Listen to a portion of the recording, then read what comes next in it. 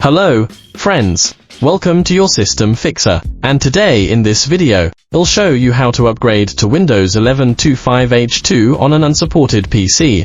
If you're new to the channel, please subscribe. Previously I have shared a video to help you get the Windows 11 25H2 ISO. If you haven't gotten that file, you can click on the link below the video. This is a step-by-step guide to upgrade your unsupported PC, running Windows 10 or any old Windows 11, build to latest 25H2 rollout. Before proceeding, ensure you have a backup of your PC, as a failed upgrade may lead to system crash or data loss. Okay, let's see how to install Windows 11 25H on your PC. After the ISO is downloaded, you need to mount it. Just right-click the ISO and select Mount.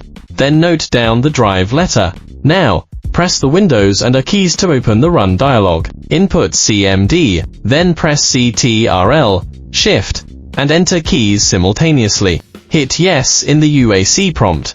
After that, you can use Command Prompt with admin rights. Then execute the /setup.exe product server command. Make sure you replace E with the drive letter you mount the 25H2 ISO on.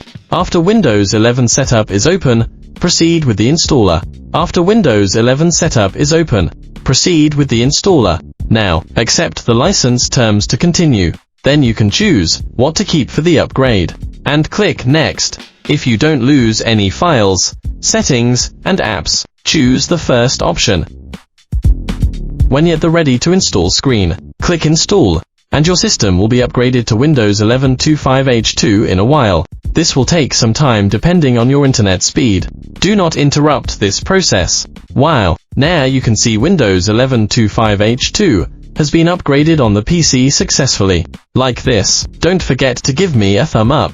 Subscribe now to learn more PC tech skills.